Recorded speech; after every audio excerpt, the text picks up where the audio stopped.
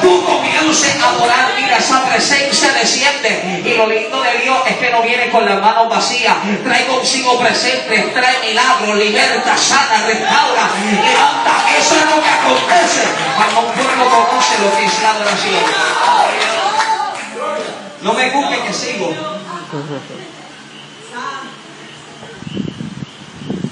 El poder que tiene nuestra adoración.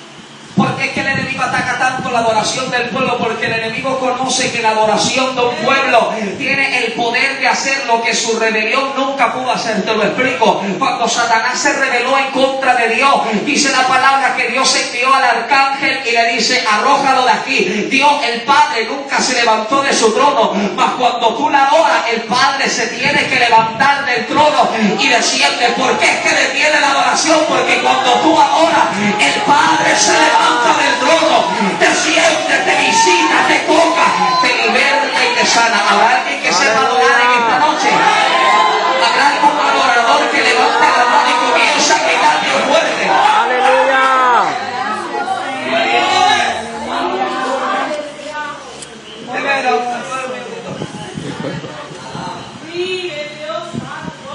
Ahora bien, Dios creó al hombre. Todos conocemos la historia.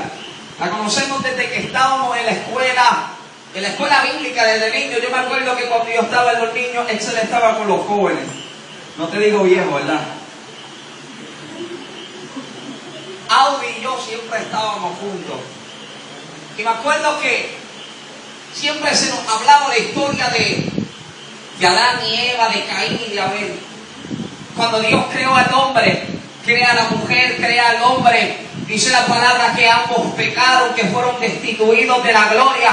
Me llama la atención lo que acontece en el capítulo 3 del libro de Génesis, cuando dice la palabra de que el hombre y la mujer se habían dado cuenta de que estaban desnudos. Y cuando el hombre le dice a Dios: es que me di cuenta que estaba desnudo, Dios decide arrojarlo fuera del Edén. Pero me llama la atención lo que Dios hace antes de sacarlo, y es que dice que toma pieles de animales y los cubre. Lo primero que Dios le enseñó al hombre y a la mujer después de haber pecado era que la única forma de poder tener acceso a la presencia de Dios era mediante la sangre y el sacrificio. La sangre y el sacrificio era lo único que le iba a dar acceso al hombre y a la mujer a poder entrar nuevamente a la presencia de Dios. Ahora bien, dice la palabra que el hombre y la mujer comienzan a multiplicarse y tienen a su hijo, a Caín y Abel. Hemos conocido la historia de Caín y de Abel desde que éramos pequeños, pero hay algo que nos enseñaron desde pequeños que nunca me gustó, y es que se dice que cuando a Caín fue llevar la ofrenda a Dios, siempre se nos enseñó de que la ofrenda que Caín llevó a Dios era una miseria. Y no estoy muy de acuerdo con eso. Te lo explico.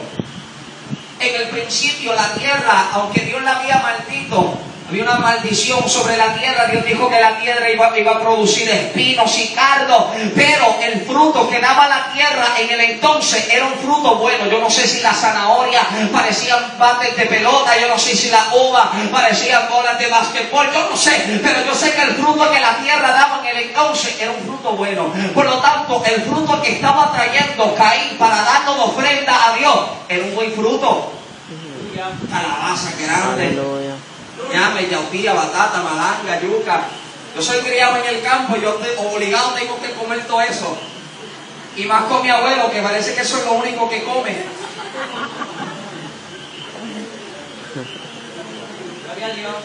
Pero el fruto que tenía el hombre era un fruto bueno. Más me llama la atención que lo que Abel traía era completamente diferente a lo que Caín tenía. Abel tenía una buena oveja, limpia, pura, estaba muy saludable. Y me llama la atención las palabras que le habla Caín y le dice: mira, pero ¿por qué vas a ofrecer de esa ofrenda? ¿Por qué vas a ofrecer un animal si mira, lo que yo tengo es suficiente, lo que yo tengo es bastante? Mas me llama la atención que la actitud de Abel siempre fue diferente. Oiga, cuando yo era pequeño, cuando vivía en Nueva York, mami tenía la colección, era como una enciclopedia de los cuentos de la Biblia. Y todas las noches yo le decía a mami que nos leyera una historia, que nos leyera un cuento de la Biblia. Y todas las noches mami nos contaba cuentos desde chiquito. Yo pensaba que yo iba a llegar a Hollywood porque con 7 años mami nos grababa dramatizando las historias de la Biblia. Me acuerdo que cuando llegaban los cobradores de la enciclopedia, mami nunca salía. Y me mandaba a mí. Y me decía, ve a la puerta y atiende. Y si preguntan por mí, dile que yo no estoy. Y cuando iba a la puerta me decía, mi la señora Maricel, ¿dónde está? Yo decía, pues mami me dijo que te diga que ella no está. Y mami salía con esa cara y ya me miraba así. Atendía al hombre, le metía 4 fecas, le metía 4 embustes. Cuando el hombre se iba, se paraba en la puerta, mami. Y me decía, entra. Entra. Y yo empezaba a llorar. No, mami, ¿cómo me vas a dar? No, yo no te voy a dar, pero entra. ¿Qué tú me vas a dar? No, entra. Y tú sabes, uno comenzaba como que bien lento. Era como cámara lenta de momento. Pero ya cuando estaba como a 3 pies de donde estaba la puerta, y yo que no soy bueno corriendo, yo trataba de correr, pero nunca fallaba la mano de mami, que me la pegaba detrás de la cabeza, me metía ese lambe queso que me mandaba de cabeza al cuarto, de cabeza a la cama. Pero yo me imagino, esta es la versión, Michael Santiago habla hoy, cuando Caín y Abel eran niños, yo me imagino que sus padres le contaban la historia de cuando estaban en el huerto del Edén. Y quizá Adán le decía, yo me acuerdo el día en que Dios me dijo que nombrara a los animales de la tierra. Y Dios me dio la sabiduría, el conocimiento y la inteligencia para poder categorizar a cada uno de ellos según su especie, el poder saber cuál fuera su nombre, no olvidarme de ellos. Y me llama la atención porque mucha gente pregunta, pero ¿cómo es que Adán pudo nombrar a los animales de debajo del mar? Es muy sencillo, porque la palabra dice que la muerte vino con el pecado, y cuando Adán estaba en el huerto del Edén no había pecado, por tanto no había muerte. La muerte era consecuencia del pecado, lo que significa que Adán no tenía muerte, lo que indica que Adán podía estar ciertas horas o todo el tiempo que quería debajo de la superficie, debajo de las aguas, porque la muerte no existía. Por eso es que entonces podía nombrar a cada uno de los animales, porque el pecado era lo que traía la muerte, y como no había pecado, la muerte no existía. Y quizás le contaba el día quizás le decía, yo me acuerdo un día en que Dios me llamó, el Padre me llamó, y caí en un profundo sueño, y cuando me levanté yo vi a esa mujer hermosa. Ustedes tienen que darle piropo a su mujer, a su esposa de vez en cuando, y ¿sabe? Compararle la historia de Adán y Eva, y decir que vieron a esa mujer hermosa cuando despertaron de momento. Recibe los poemas en esta noche, ¿verdad? Y me imagino que le decía, yo me acuerdo esa mañana en que desperté y reaccioné, y esa mujer, y le decía, mira, de aquí fue la costilla donde Dios sacó a tu madre para crearla. Pero me imagino que también le contaba del día en que pecaron, del día en que le fallaron a Dios. Santo. O sea, le decía, yo me acuerdo las bendiciones que yo tenía dentro del huerto, pero también me acuerdo del día en que pequé, me acuerdo del día en que desobedecí, me acuerdo del día en que no le hice caso a lo que Dios me dijo, y me dejé llevar por el momento, por lo que se me ofrecía, por lo que me daban, y pequé.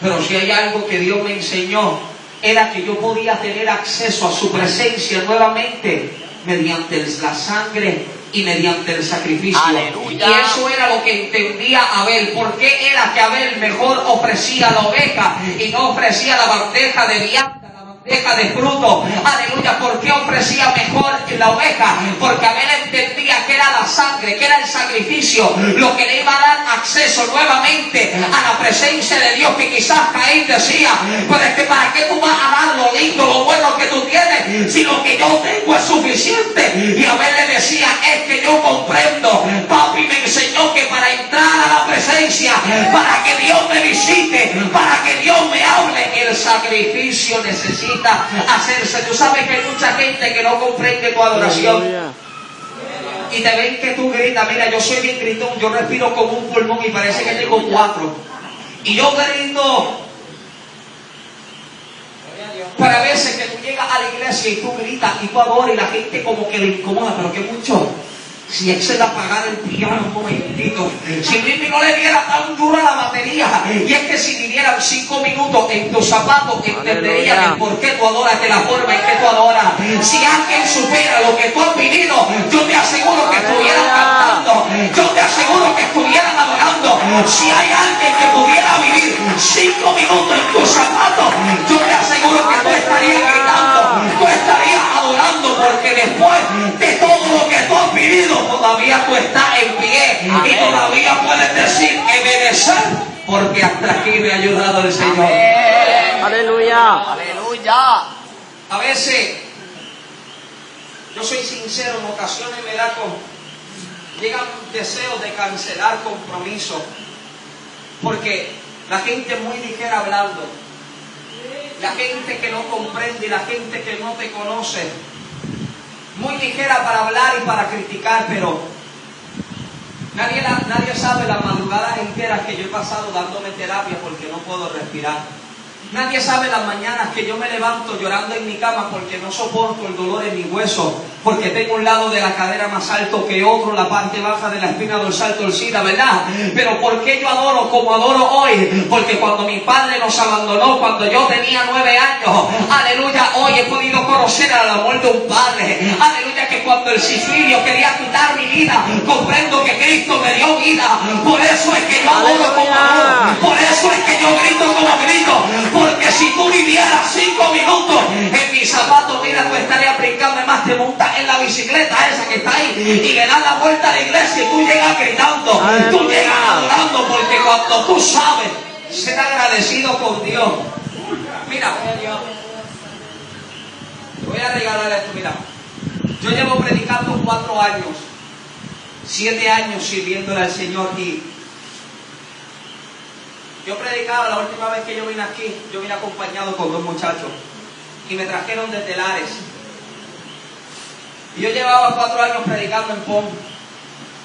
Yo me sentía como que yo molestaba a la gente, me sentía como de agravio tener que pedirle a alguien, mira, me toca predicar en tal sitio, llévame.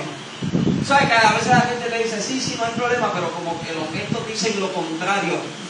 Han tocado este maestro, yo que quería ir para el culto, yo que quería estar haciendo tal cosa. Aleluya. El año pasado, en el mes de octubre, estaba predicando en una campaña en el pueblo de Lares, y para hacerte el punto largo corto, había uno de los millonarios del pueblo de Lares y me pidió mi número de teléfono. Esa misma noche me envió un mensaje de texto, casi a las 12 de la noche, y me dice, mañana a las 10 de la mañana necesito que me llames. Mira, yo no dormí toda la noche. Santo.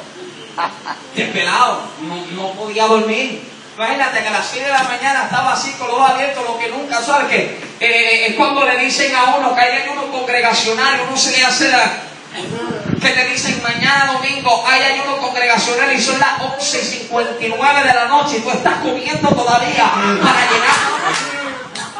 Habla, papá. Habla, Dios. Ay, santo. Alaba. Se manifiesta el don de ciencia.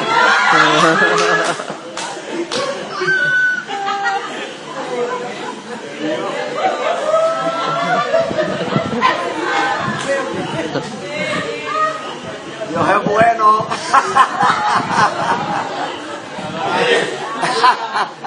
Pero tú sabes que cuando te levantas a las 6 de la mañana te levantas más enmayado de lo que estabas ayer. Y tú sientes como que esa selva se desata en tus hijas. Alaba. Chita, Tarzani. Eso es así. Volvamos al cuento.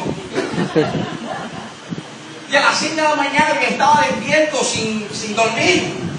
Y le doy la vuelta a la finca de mi abuelo, visito el caballo, las gallinas, los gatos, la cotorra esa que mi abuela tiene y me tiene loco. Y le doy vuelta a la casa y mis abuelos se habían ido, mi hermano se ha ido a trabajar y me quedo solo en casa. Y yo vivo, donde yo vivo, el pueblo, la plaza, me queda como a 15 minutos en carro, 10 minutos en carro. Y como no tenía carro, pues me fui a pie de casa y comienzo a caminar desde allá arriba. Voy hablando con Dios y le pregunto a Dios el por qué era que tenía que caminar, Y nada, me encuentro con un hombre que llevaba como 3 meses retenido, que no había ido a la iglesia. Me recogió, me dio